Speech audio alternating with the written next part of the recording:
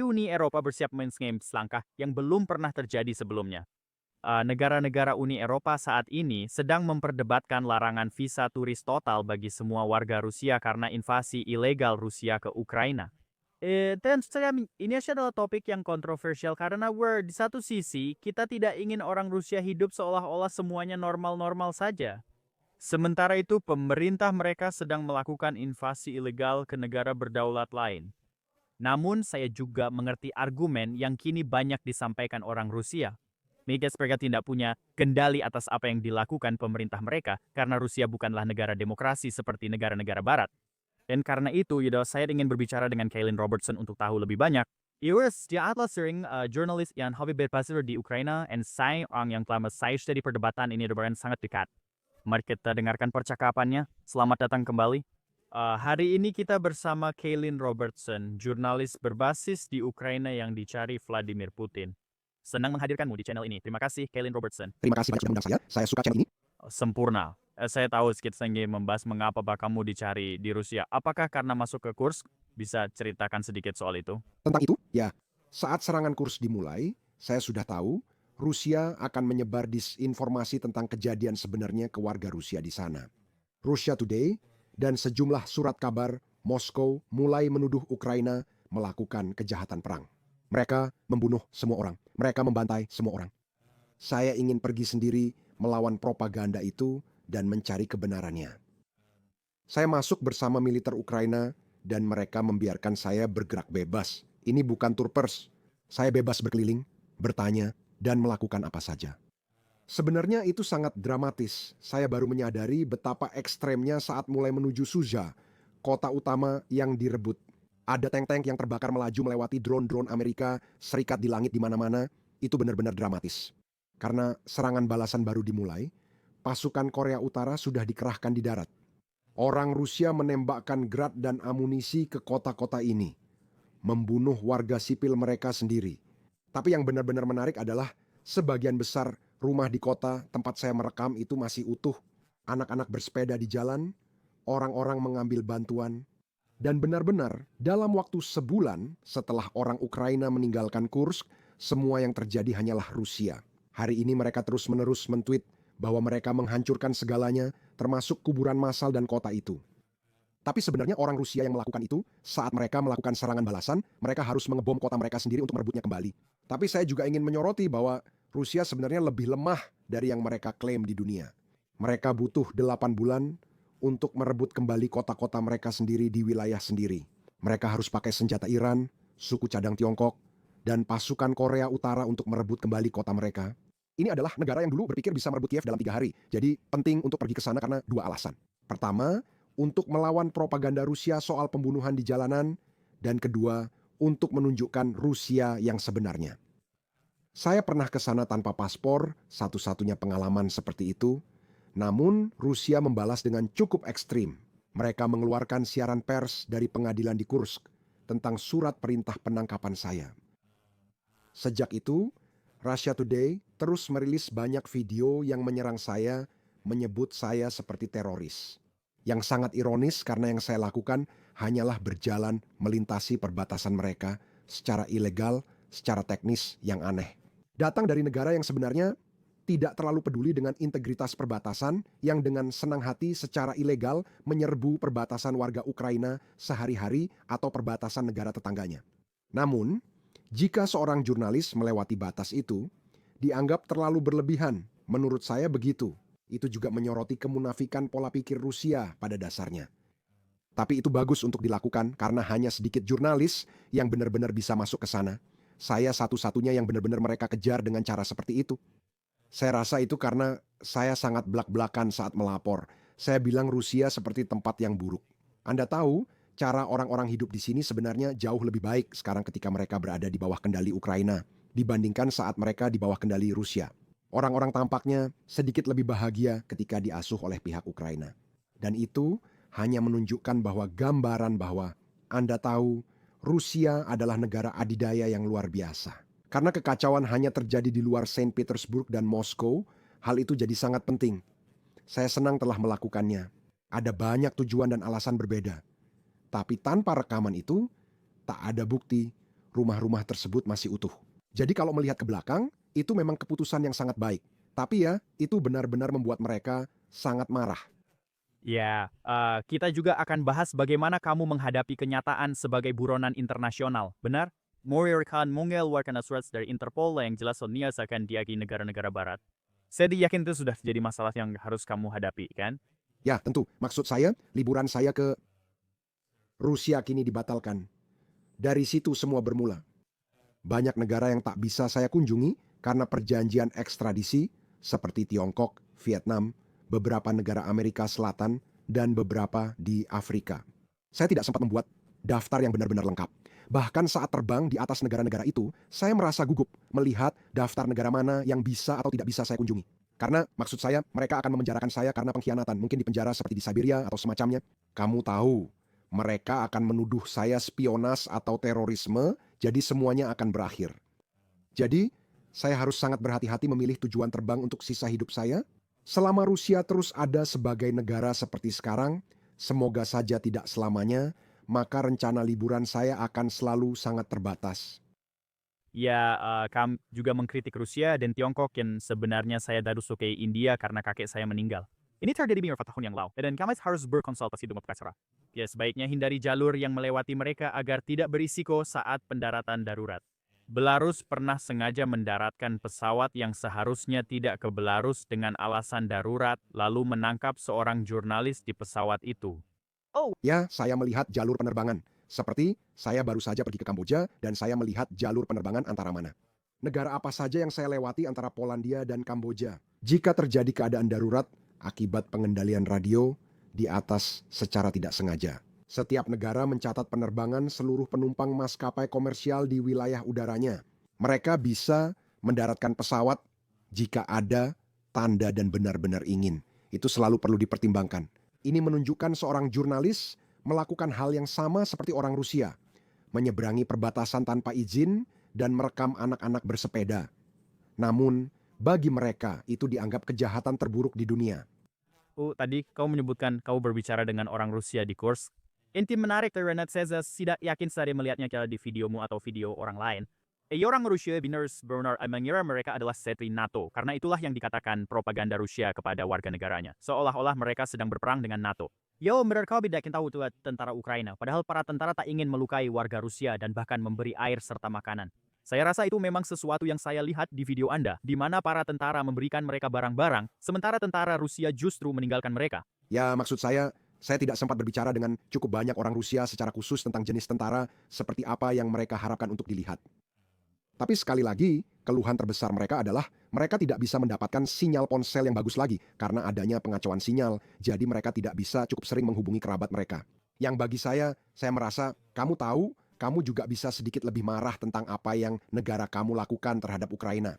Mungkin bisa kamu tahu, sedikit merenung tentang itu, tapi tidak. Bagi mereka, itu saja keluhan mereka. Selain itu, mereka diperhatikan. Mereka cukup baik-baik saja, dan mereka diberi roti, bantuan makanan, dan mereka menjarah supermarket mereka sendiri. Seorang pria berjalan membawa keranjang roti sambil berkata, "Aku selalu ingin punya ini." Pemandangan itu benar-benar aneh dan agak surreal. Tapi ya, maksud saya, itu terjadi di hari-hari awal. Dari laporan awal yang saya baca dari para jurnalis, mereka mengira semuanya akan seperti NATO Prancis, karena masih terpengaruh propaganda Rusia di televisi mereka. Ketika mereka mendengar kehidupan orang Ukraina dan apa yang negara lakukan pada mereka, beberapa dari mereka agak simpatik kurasa, tapi sebagian besar dari mereka cukup acuh tak acuh. Sekali lagi, inilah saat saya mulai membicarakan pola pikir orang Rusia dan sikap acuh tak acuh secara umum yang dimiliki orang-orang yang tinggal di Rusia terhadap orang Ukraina. Itu campuran pengaruh propaganda Rusia dan asal negara yang sangat imperialis serta kolonialis. Tapi itulah pengalaman yang saya temukan di sana yang cukup menarik karena Kita membaik bagaimana para Rusia seharusnya merasa baik. Dan saya setuju, mereka memang perlu merasakan sesuatu tentang Rusia. Horseshoe bisa Hawaii berebut negara berdaulat dan hal membunuh warga sipil tak bersalah. Salah satu konten Anda di baru-baru ini menjadi viral, saya tahu, di Instagram, saya tidak yakin apakah itu juga di TikTok. Baiknya seorang Rusia pada di Gorstov Trombite, dan kita asal memutarnya di sini agar penonton merasakannya. Anda berpendapat, banyak orang Rusia yang meninggalkan negaranya tidak terlalu peduli dengan tindakan Rusia.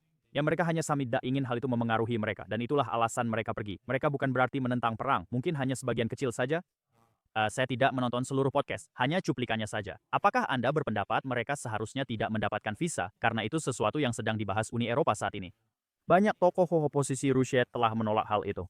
Ya, maksud saya, jika Anda melihat beberapa tokoh Rusia terkenal yang telah pergi, dengan saluran YouTube besar yang katanya anti perang, sebagian besar konten yang mereka keluarkan justru berisi ketidakpuasan. Mereka kesal karena tak bisa lagi melakukan pengiriman tertentu dan mungkin akan direkrut. Ini keluhan pribadi, bukan soal tindakan negara mereka. Kamu tahu, Roman, yang membuat video tentang saya, seorang YouTuber besar dengan 1 juta pelanggan, tidak membuat video tentang Bucha. Bukan membuat video soal tindakan negaranya yang sedang ramai, tapi malah membuat video mengeluh Uni Eropa memperketat keamanan dan visa Rusia. Menurut saya, seharusnya tidak ada orang Rusia yang diizinkan masuk ke Uni Eropa saat ini. Tidak sebagai pengungsi maupun sebagai turis. Karena saat ini, Rusia sebagai negara telah menyatakan perang, bukan hanya terhadap Ukraina, tetapi pada dasarnya terhadap seluruh Eropa. Jika Anda menonton Russia Today, mereka menyebut sedang berperang dengan NATO dan risiko spionase sangat tinggi. Sebagian besar orang Rusia kaya mendapatkan uangnya dari hubungan dengan pemerintah. Pemerintah Rusia secara ekonomi adalah negara yang sedang berperang dan menghabiskan sebagian besar uangnya untuk perang tersebut. Dan biasanya para tentara atau pejabat tinggi yang pergi ke pegunungan Prancis dan menghabiskan uang itu, uang Kremlin yang telah mereka terima untuk membunuh orang Ukraina, untuk sampahnya mewah dan resor mewah. Menurut saya, Eropa tidak seharusnya menormalkan atau mentolerir hal itu, jadi selama masih terjadi, orang Rusia tidak boleh diizinkan masuk ke Eropa. Mungkin terdengar tidak simpatik, tapi jika ingin mengeluh, sebaiknya sampaikan ke pemerintah Rusia atau kesal pada tindakan Rusia. Dan itu saja kami telah mengeluarkan. Ada peningkatan 30% dalam visa turis yang diterima ke zona Schengen, 580 ribu tahun ini naik 30% dari tahun lalu. Saya pikir itu membuat Eropa berisiko dan menormalkan hubungan dengan negara yang tidak berperilaku seperti bangsa yang beradab. Saya tetap menentang hal itu dan masih berpendapat sama. Jika Anda orang Rusia dan tidak suka, itu akibat negara Anda bertindak kolonialis dan imperialis. Lihat bagaimana kaum kiri membahas kolonialisme dan kejahatan Inggris Raya di tahun 1700-an, termasuk tindakan mereka di India dan dunia. Dan bahwa selama beberapa generasi di masyarakat Inggris, kita seharusnya masih merasa semacam rasa bersalah kolektif di Inggris. Orang-orang Inggris seharusnya merasakannya atas hal itu. Tapi Rusia melakukan itu hari ini. Namun, orang Rusia seharusnya tidak merasa bersalah secara kolektif, meski berasal dan membayar pajak di negara itu. Jadi saya tidak punya waktu untuk itu. Dan saya pikir alasan orang Rusia sangat marah ketika saya membicarakan hal ini adalah karena hal itu menyentuh sesuatu dalam diri mereka. Itu benar-benar mengenai perasaan mereka. Mereka tahu mereka pergi karena hidup sulit. Terakhir, saya ingin sampaikan bahwa saya berbicara dengan orang Rusia yang pergi karena menolak perang pada 2022. Saya akan berkata, kenapa kamu tidak pergi pada tahun 2014 ketika negaramu mencuri Crimea? Kenapa kamu tidak pergi pada tahun 2014 ketika mereka melakukan apa yang mereka lakukan di Donbas? Kenapa kamu tidak pergi sebelum itu ketika mereka melakukan apa yang mereka lakukan di Georgia? Kamu baru memutuskan meninggalkan Rusia dengan pesawat setelah sanksi diberlakukan dan hidup makin sulit?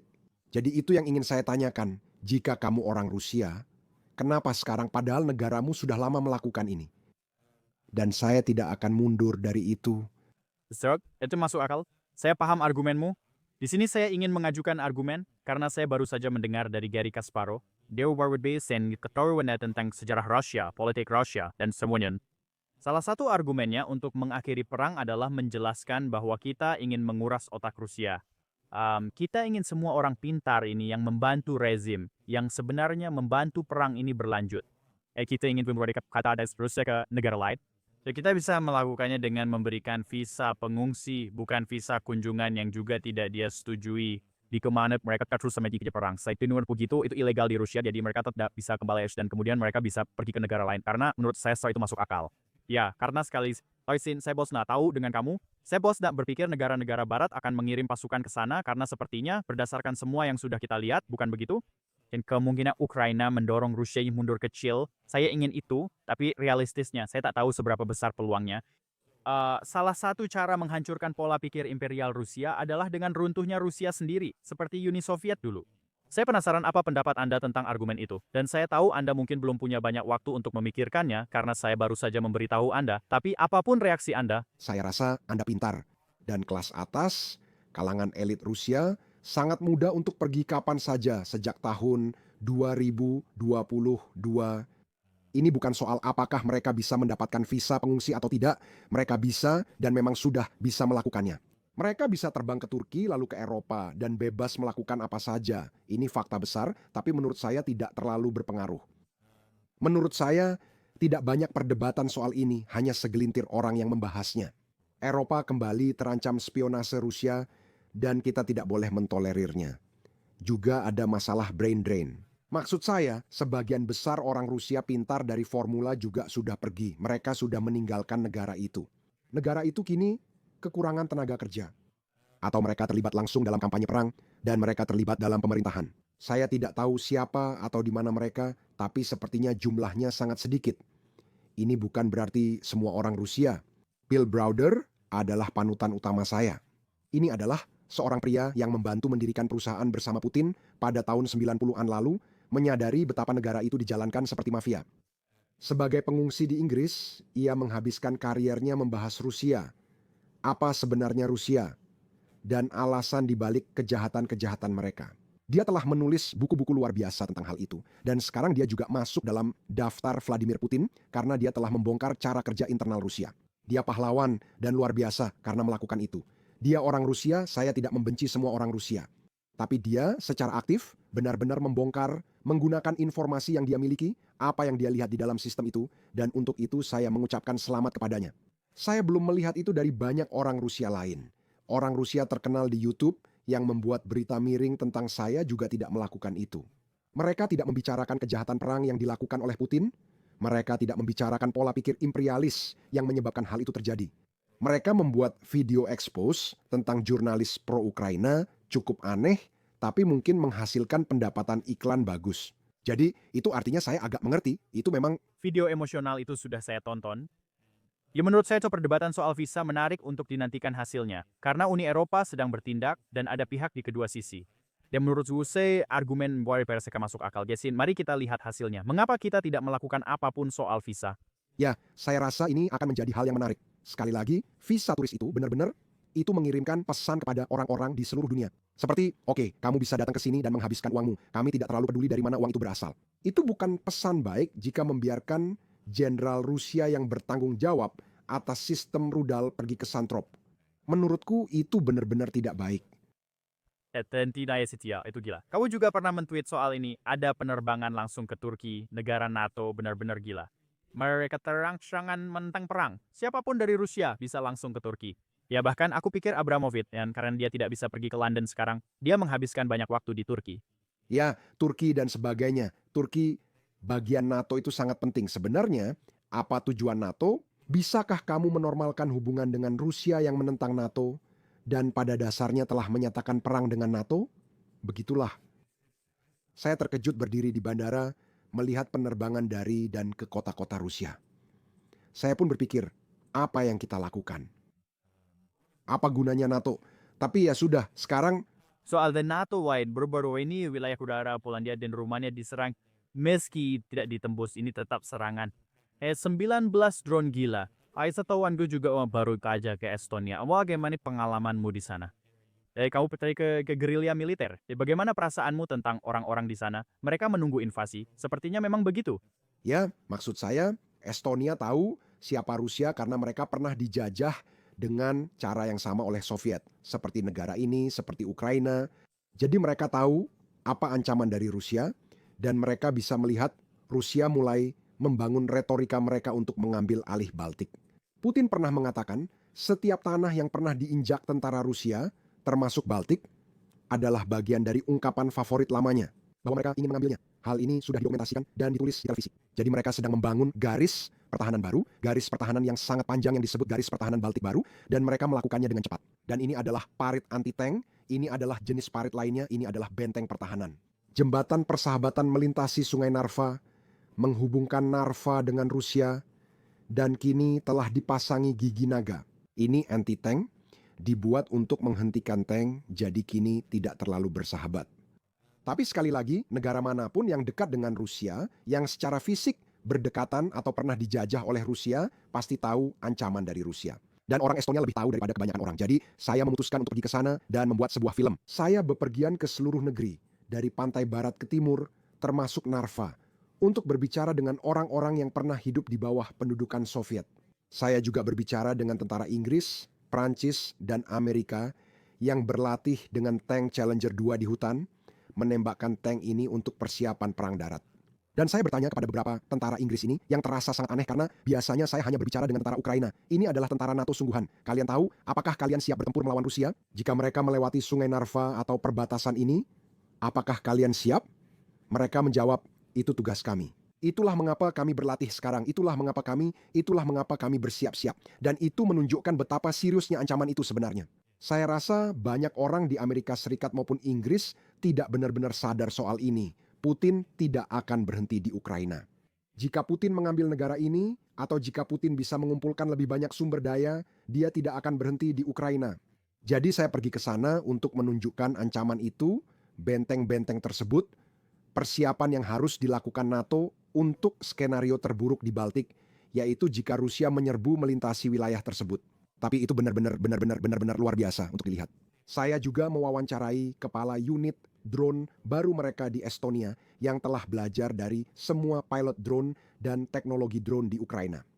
Bagaimana cara membentuk unit drone? Bagaimana cara melawan drone? Bagaimana menggunakan kecerdasan buatan untuk mengoperasikan drone? Dia menunjukkan kepada saya berbagai drone yang pernah saya lihat dipakai di Donbas dan Kherson.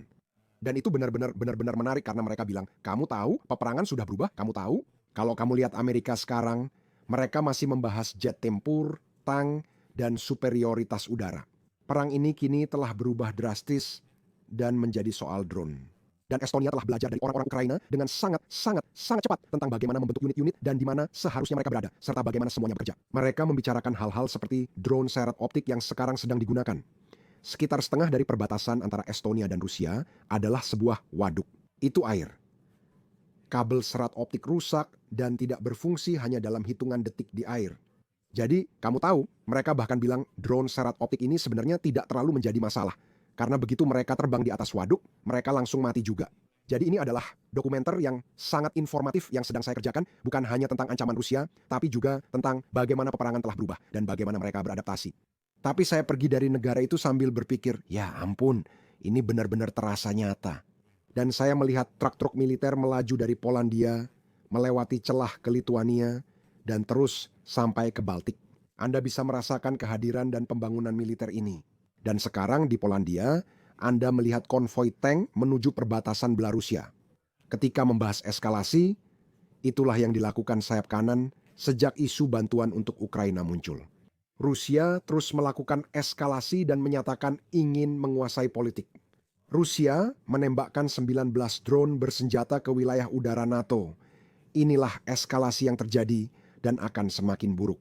Ke-19 drone itu akan bertambah jadi 50, lalu 100. Akan ada malam di mana beberapa bandara di Polandia akan ditutup sementara, seperti di Ukraina, karena perang bertahap yang dilancarkan Rusia. Mereka menunggu sampai orang-orang lelah, mereka menunggu sampai orang-orang merasa ngeri, mereka menunggu sampai orang-orang melupakan, lalu mereka mengambil langkah berikutnya. Mereka ambil Crimea 2014 tunggu, lalu coba kuasai Kiev. Mereka tunggu orang lelah, mereka bilang, oh ada 50 drone lagi di Polandia. Ya ampun, itu gila. Yah, siapa yang peduli soal itu? Mereka memang menunggu momen seperti itu lalu meningkatkan serangan mereka. Dan itulah inti dari semua ini. Ini tentang menguji kesabaran NATO dan menguji kesabaran kita semua. Keadaannya akan semakin buruk. Musim gugur antara sekarang sampai Natal akan terjadi lagi. Pasti. Dan satu hal menarik lainnya yang menurut saya banyak orang tidak sadari adalah Ukraina telah berada di garis depan NATO. David Petraeus pernah berkunjung dan Monenku banyak buah hanya dari kunjungannya ke Ukraina. Amerika Serikat atau NATO semestinya punya alasan egois untuk tidak menyerah pada Ukraina. Karena jika Rusia berhasil menguasai Ukraina dalam skenario terburuk, Merkel sekarang memiliki tentara yang bahkan lebih kuat. Lebih banyak orang yang lebih baik dari Rusia dalam bertempur dan berinovasi dengan drone, dan mereka bisa menggunakan itu untuk terus maju. Nah, itu poin menarik yang jarang dibahas. Ukraina kini mungkin salah satu tentara terkuat, terutama dalam peperangan drone. Tentara Ukraina adalah yang paling adaptif di dunia, terutama dalam menghadapi peperangan drone saat ini. Lebih dari 90% semua peralatan yang telah dihancurkan dan lebih dari 90% semua korban jiwa pada tahun 2025 dalam perang ini disebabkan oleh drone. Itulah kenyataannya, orang Ukraina paling paham drone dibanding tentara lain di dunia. 3 bulan lalu, tentara Amerika Serikat men-tweet uji coba menjatuhkan granat dari drone dan berkata, "Teman-teman, berkumpullah. Kami baru saja menjatuhkan granat dari drone." Pernah lihat seperti ini? Ini teknologi paling gila, orang Ukraina pun heran. Apa ini sungguhan? Kami sudah melakukan ini 2,5 tahun, sementara negara lain masih tertinggal.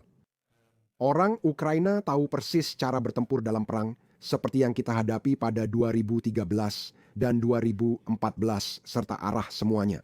Jadi, menghentikan orang Rusia di negara ini akan jauh lebih mudah daripada menghentikan mereka dengan perlengkapan lama yang kita miliki bersama NATO dan bertempur di kota-kota serta tempat-tempat seperti Polandia. Tank dihancurkan anak 14 tahun berkacamata pelindung dalam 2 detik. Mirip tentara 18 tahun dengan kacamata pelindung dalam 2 detik. Ini adalah cara termudah dan paling efisien untuk menghentikan Rusia dan menghentikan orang Rusia. Ancaman bagi kita semua adalah dengan segera membantu Ukraina dengan apa yang dibutuhkannya, baik secara finansial maupun fisik. Saya senang ya. Sekarang poin menaik lainnya sebenarnya adalah saya berbicara dengan beberapa venture capital yang bergerak di bidang drone ini. Dan itu lucu. Tweet yang kamu maksud tadi sudah dihapus. Jadi mereka sadar itu memalukan atau entah apa, tapi tweet itu dihapus. Itu bisa kita pelajari cepat, seperti cara kerja drone. Masalah utamanya justru di produksi. Di Tiongkok, dalam satu area sudah tersedia semua kebutuhan produksi, termasuk jutaan drone. Semua peralatan sebarangnya berdekatan. Kamu bisa jalan kaki dari satu pabrik ke pabrik lain. Di Amerika Serikat kita tidak punya seperti itu. Itulah yang dilakukan banyak orang yang fokus pada pertahanan masa depan. Mereka sedang melakukan mencari bagaimana kita bisa membangun sesuatu seperti itu di Amerika Serikat. Karena Ukraina memilikinya, itu si Ukraina memproduksi, saya kira 5 juta drone sekarang sih yang saya cutting berapa banyak dari itu yang masih berasal dari Tiongkok. Mereka pakai beberapa drone DJI dan memodifikasinya jadi senjata. Tapi saya penasaran, berapa banyak yang benar-benar mandiri? Tidak semua bagian bisa dibuat di Ukraina, kebanyakan pakai printer 3D dan teknologi optik. Banyak bagian masih bergantung pada komponen dari Tiongkok yang hanya bisa diproduksi massal di sana, sehingga ada sedikit hambatan.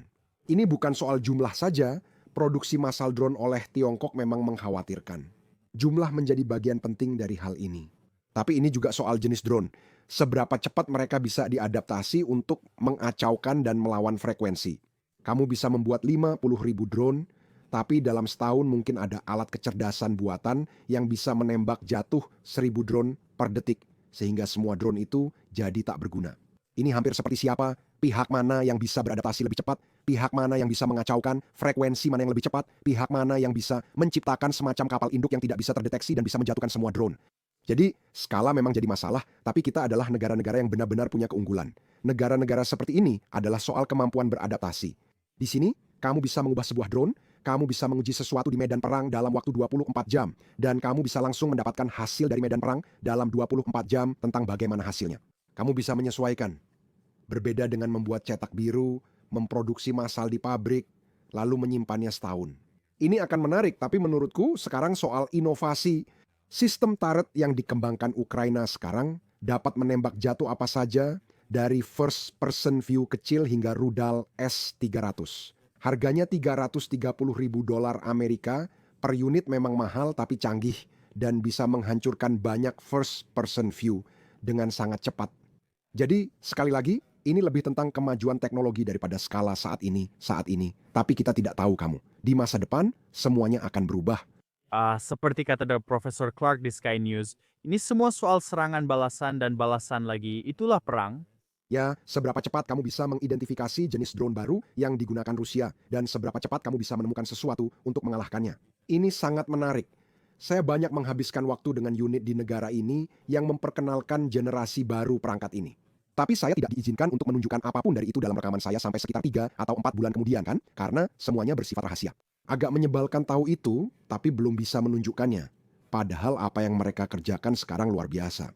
Ini seperti sesuatu di level fiksi ilmiah, dan ini benar-benar masa depan. Dan saya rasa Tiongkok tidak memproduksi massal. Saya rasa apapun yang diproduksi massal oleh Tiongkok, semuanya bisa dijatuhkan dengan cukup cepat hanya dengan satu sistem pengacau sinyal. Vantar punya sistem yang benar-benar hanya dipasang di atap dan bisa mengeluarkan pulsa. Dan itu bisa menjatuhkan setiap drone dari langit yang hanya bisa dihentikan dengan hal-hal seperti serat optik. Saya rasa Tiongkok tidak membuat itu. Jadi, ini bahkan sudah melampaui skala. Pertanyaan. Ya, itu memang gila. Drone yang kamu maksud yang tak bisa kamu ceritakan itu. And kita di kanan saya frame di hati dari saluran Telegram Rusia bakal seperti kami naik kilang minyak. Ya, maksud saya, ya drone-drone itu saya menyesalinya. Ini juga termasuk rudal, rudal Samingo yang sedang dikembangkan negara ini. Saya rasa sejauh ini mereka hanya membuat satu per hari. Mereka perlu meningkatkan jumlah itu, tapi ada kekurangan bahan tertentu. Mereka harus bisa melakukannya. Tapi itu akan sangat menarik. Rudal-rudalnya, oh sudah pasti. Terutama soal kilang minyak, bulan lalu saja sudah kacau karena serangan drone. Kita lihat lumayan 15-25%. Kita tidak tahu engkau pasti dia, tapi kapasitas yang mereka hancurkan sangat besar. Dan itu hanya kok akan meningkatkan dengan serangan rudal, karena akan jauh lebih sulit atau butuh waktu lebih lama untuk memperbaiki kerusakan akibat rudal dibandingkan kerusakan akibat drone. Ya, juga kekurangan tenaga kerja, jadi tak ada yang bisa memperbaiki semua ini. Memang terjadi kekurangan tenaga kerja besar karena orang Rusia melarikan diri dan mobilisasi pekerja terampil seperti teknisi kilang minyak. Mereka sedang berada di situasi yang sangat sulit sekarang, jadi hal-hal ini akan memakan waktu yang sangat lama untuk diperbaiki. Dan saya memposting sebuah tweet kemarin, saya pikir saya mendapat sekitar 500.000 penayangan, karena banyak orang benar-benar memahami maksud ini. Dan intinya adalah, jika Ukraina benar-benar terus berada di jalur ini untuk terus menghancurkan kilang-kilang itu secepat yang mereka lakukan sekarang.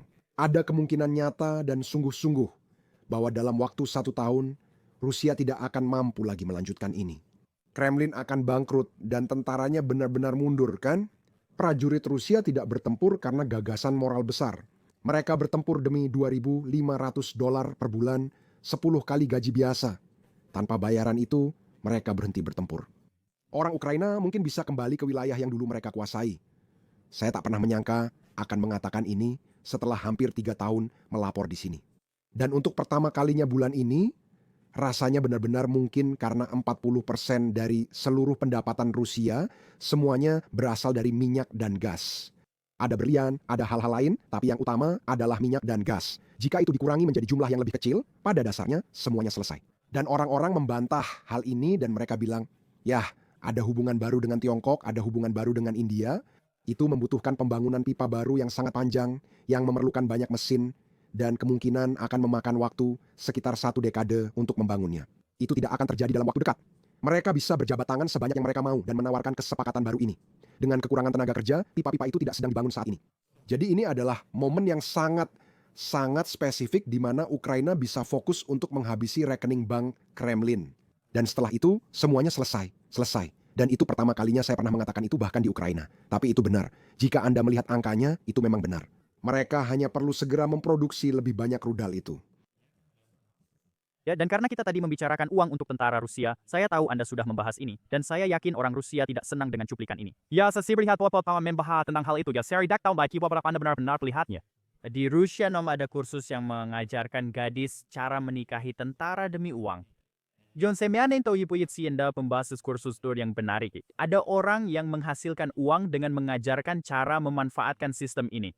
Apa maksud di Anda orang yang bahkan keluarga merayakan saat ada yang gugur di medan perang karena mereka akan mendapat bonus besar? Ini kembali pada yang saya bahas sebelumnya. Ketidakpedulian terhadap kehidupan manusia di Rusia pada banyak tingkat masyarakat. Tidak semua orang Rusia, tapi banyak yang antusias. Mereka pamer di TikTok dan aplikasi saat suami mereka gugur di perang karena mereka mendapatkan mobil gratis, atau jika ada seseorang yang benar-benar miskin, mereka mendapatkan pemanggang roti gratis. Seseorang bahkan mendapatkan penggiling daging gratis, yang sangat ironis. Mereka merayakan ini karena memang begitu. Ada yang aneh.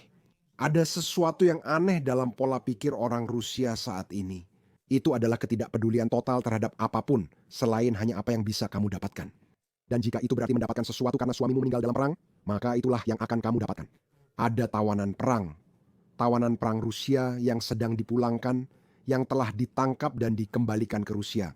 Mereka menelepon, salah satunya direkam dengan ibunya. Dia berkata, "Aku akhirnya pulang." Dan ibunya marah kepadanya karena dia berkata, "Kalau begitu, kita tidak akan mendapatkan pembayaran dari negara." Inilah tipe negara yang sedang kita bicarakan sekarang. Inilah alasan kenapa ini berlangsung lama. Hidup di Rusia murah dan mudah disia-siakan. Itulah sebabnya mereka mengorbankan jutaan orang dengan mesin pembantai demi mengambil semua yang bisa mereka dapatkan di sini karena pola pikir itu. Tapi maksud saya, ini seperti lotre atau sistem perjudian bagi para tentara soal ini. Kalau mereka mendengar ini, mereka akan bilang, ya lalu apa masalahnya? Apa yang salah dengan itu? Itu hanya cara untuk mendapatkan sesuatu secara gratis. Mereka akan bilang, anak ini ngeluh apa sih? Ini skema hebat, cara bagus, dapatkan sesuatu gratis. Jujur, ini sudah di luar batas dalam beberapa hal. Saya benar-benar tidak tahu apa yang sedang terjadi di negara itu. Ya, itu gila. Selanjutnya saya ingin bahas beberapa politisi pro-Rusia. Kamu bahkan membuat salah satu dari mereka bermasalah. Basta-basta politisi beda berkata cukup onikana sejauh lip. Mungkin mereka memang ingin diculik. Itu gila. Abasimbuwa, kit hata nidat ku Battle Fox, tegi negara Cyprus, pertipita asal ini kiers, semejerai ni air terbus lagi. Ya mungkin kita bisa bicara, Bon, kamu bisa cerita bagaimana itu terjadi, misal saat menghadangnya di Parlemen Uni Eropa. Baik, dan apakah kalian sudah berbicara lagi setelah maksudku sejak kamu melakukan wawancara itu? Kamu bilang tidak ada yang memperhatikan? Satu yang kita lawan. Kamu tidak berusaha menggagalkan wawancara ini. Aku tidak tertarik membahas Turki sekarang, mungkin lain waktu. Tapi hari ini aku bicara karena kamu sekarang menyebarkan propaganda Rusia. Kenapa kamu melakukannya? Ya, kamu menghindari pertanyaanku dan terus bicara soal Turki, padahal Turki tidak relevan di sini. Tidak, aku rasa dia tidak akan seperti itu. Kami tidak berpikir dia akan banyak bicara selain kata-kata kasar. Itu sebenarnya bukan penyergapan, tapi dia telah memblokir emailku dan semua email jurnalis lainnya. Ini anggota Parlemen Eropa dari Siprus. Dia telah menyebarkan banyak sekali disinformasi Kremlin yang diperkuat oleh Elon Musk secara rutin, mendapatkan puluhan juta hingga 20 juta penayangan, kadang-kadang membicarakan wilayah pendudukan, daerah-daerah Rusia. Dia bahkan memakai kutipan referendum Donbas yang dilakukan di bawah ancaman senjata untuk membenarkan invasi Crimea. Lalu dia melakukan hal yang tak terbayangkan.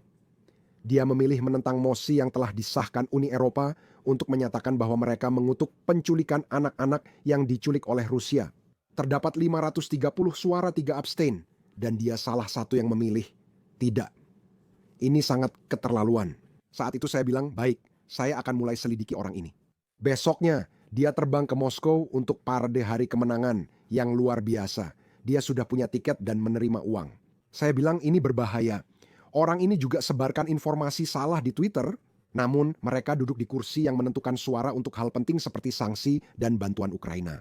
Jadi saya bilang, akan menyelidikinya. Dan saya punya latar belakang di bidang jurnalisme selama bertahun-tahun di London, menyelidiki banyak orang yang berbeda. Jadi saya mengerahkan semua sumber daya saya untuk itu. Dia memblokir saya. Dan saya mewawancarai salah satu teman lamanya dari sekolah menengah atas. Dan temannya berkata, Kailin, satu-satunya hal yang benar-benar dipedulikan Fidias adalah popularitas dan uang. Hanya itu. Itu saja yang dia pedulikan. Hanya popularitas dan perhatian. Dan dengan cepat, Saya hanya ingin seperti yang lebih kaya konteks dia buat penonton. Dia adalah seorang YouTuber sebelum ini banyak dibuat video kontroversial. Dia pergi ke Jepang, so di mana dia pada dasarnya seperti mencuri uang dari masyarakat. Demi mendapatkan penonton, dia akan pergi ke sistem kereta bawah tanah secara gratis lalu memposting tentang itu. Dia udah jadi YouTuber kontroversial sejak dulu. itu tidak masalah jika kamu ingin jadi komedian konyol atau YouTuber prank. Namun, tidak baik memilih menentang penculikan anak-anak ke Rusia. Maksudku, situasi seperti ini tidak bisa diperlakukan sama. Tapi itulah yang dia lakukan. Dia menerapkan omong kosong yang tidak serius itu ke dalam politik. Saya mengunggah video yang mengatakan bahwa saya sedang menyelidiki dia karena menjadi aset Rusia, karena terikat dengan Rusia, dan saya sedang membongkarnya. Video itu ditonton sejuta kali dan menarik perhatiannya sesuai prediksi temannya. Lalu saya berpikir, mari wawancara. Dia bilang, oke, kita akan melakukannya di parlemen. Dengan syarat saya, kamu bayar biaya sendiri, kita akan melakukannya di sebuah ruangan, saya akan membawa kru film begini dan begitu. Saya tahu persis apa yang akan dia lakukan karena dia pernah melakukannya pada orang lain. Menjebak seseorang, merekam, lalu merilis versi editan agar tampak buruk. Saya bilang, tentu, bagus menurutmu? Luar biasa, sungguh menakjubkan, saya tidak sabar untuk mengunjungi Brussels. Saya selalu ingin pergi ke sana, tapi saya sudah sering ke Brussels dalam beberapa tahun terakhir. Dan saya punya banyak teman di parlemen. Saya menelepon, lalu beberapa anggota parlemen Eropa bilang, bisa memasukkan saya ke parlemen dulu pakai kartu pers dan membantu saya. Saya menyewa kru film dan menyiapkan semuanya. Kami akan bertemu pukul 2 siang di markasnya. Tapi saya memutuskan untuk mengambil 2 bangku tinggi dan meletakkannya saling berhadapan agar dia tidak bisa kabur. Di tengah Evarland, disinilah semua orang makan siang dan berjalan-jalan. Ini benar-benar di tengah-tengah, jadi dia tidak bisa kabur, dia tidak bisa lari. Saya menelepon Fidias dan bilang, saya sudah di dalam bersama teman. Kita mulai saja dan nanti bertemu di tempat makan siang. Lalu saya duduk di kursi dan berkata, oke, silakan duduk, kita akan duduk. Dan saya akan menanyakan beberapa pertanyaan kepadanya. Dan dia terlihat sangat gugup, karena dia baru saja menyadari apa yang terjadi, yaitu bahwa saya telah membalikkan seluruh situasinya. Dan bahwa wawancara itu tidak akan dimanipulasi, saya akan menayangkannya dengan kru saya sendiri. Dan saat itulah semuanya mulai berantakan. Dia sudah menyiapkan naskah latihan untuk menyerang saya. seperti omong kosong clickbait biasa. Bagaimana dengan Turki? Bagaimana? Kamu bicara dengan sumber buruk, jadi saya langsung menghentikan. Saya bertanya, mengapa kamu menentang pemulangan anak-anak Ukraina ke tanah air mereka? Dia berkata, bagaimana kalau begini atau begitu? Saya jawab, tidak, Fidias. Kenapa begitu? Dia bilang, sebenarnya saya. Akhirnya, kebenarannya terungkap, ketidakpeduliannya. Saya pun tidak tahu alasannya. Mungkin saja, sebagian dari mereka ingin diculik, membuat jutaan orang ngeri. Anggota Parlemen Eropa pun langsung bereaksi. Di Instagram, Cyprus Televisi menyiarkannya berjam-jam, menyebut dia mempermalukan Siprus dan rakyatnya. Itu disiarkan di seluruh saluran televisi lokal. Dan saya rasa dia tidak akan terpilih kembali. Saya ingat meninggalkan Brussels malam itu setelah siaran jam 5 sore yang sudah sangat viral. Itu masuk ke semua grup chat semua anggota Parlemen Eropa di Parlemen Eropa. Saya berjalan-jalan di Brussels tengah malam. Orang-orang menyalami saya. Anggota Parlemen Eropa berkata, syukurlah. Seseorang membongkar orang ini karena kami tahu ada sesuatu yang salah terjadi. Orang ini sudah lolos dengan mengatakan beberapa hal terburuk. Dan akhirnya kamu berhasil mengungkapkannya. Dan menurutku itu adalah salah satu hal yang paling aku banggakan sepanjang hidupku. Kamu tak bisa tahu kebenaran sampai benar-benar duduk dan memaksanya keluar dari mereka tanpa mereka bisa mengelak atau pergi. Seperti wawancara Pangeran Andrew yang dilakukan oleh Emily Maitlis, di mana dia berbicara tentang Pizza Express. Dan dia mulai, kamu tahu, berkeringat tentang hubungannya dengan Epstein. Ini adalah wawancara besar yang ikonik. Itu terjadi karena dia duduk di sana dan tidak bisa pergi. Hanya itu cara kita mendapat kebenaran. Itulah sebabnya saya pergi ke kurs, itulah sebabnya saya pergi ke garis depan, karena kamu harus pergi ke tempat-tempat ini untuk melihat apa yang benar-benar terjadi. Dan saya belum melihat propaganda Rusia apapun yang dikeluarkan sejak Vidya, sejak saat itu. Jadi itu cukup bagus. Tidak bahwa itu bagus. Set Ingji beri sedikit konteks untuk penonton, karena mereka belum mengenal Vidya, terutama di Amerika Serikat. Ini adalah salah satu isu di mana hampir semua orang setuju. Itu pula tadi alasan Putin disebut penjahat perang, karena menurut hukum internasional dia dinyatakan menculik anak-anak. Selain itu, ibu negara saat Putin ke Alaska, ia memberi surat melalui Presiden Trump meminta anak-anak Ukraina dikembalikan ke rumahnya. Seorang politisi di Parlemen Uni Eropa berkata, oh mereka memang ingin diculik. Ya Seferdis, kamu tidak bisa menulis cerita yang lebih buruk dari ini pada dasarnya. Tidak, tapi itu sangat membuka mata. Dan ada banyak orang lain seperti dia juga yang punya pola pikir yang sama. Kebetulan saja dia adalah orang yang paling terkenal dan saya juga tidak akan berhenti hanya pada dia. Akan ada banyak politisi pro-Rusia lain yang akan saya wawancarai di Vipers. Bagus, kami menantikan itu. Terima kasih atas waktunya. Kami akan mencantumkan YouTube dan Twitter Anda. Ada lagi yang ingin dicantumkan? Tidak, itu saja. Jika ingin lihat laporan saya berikutnya, film Estonia akan tayang beberapa hari lagi. Saya baru kembali. Saya akan pergi ke Kherson dalam beberapa minggu lagi dan memberikan pembaruan tentang apa yang terjadi di sana. Jadi jika Anda ingin melihatnya, cukup ketik nama saya dan itu akan muncul di sana.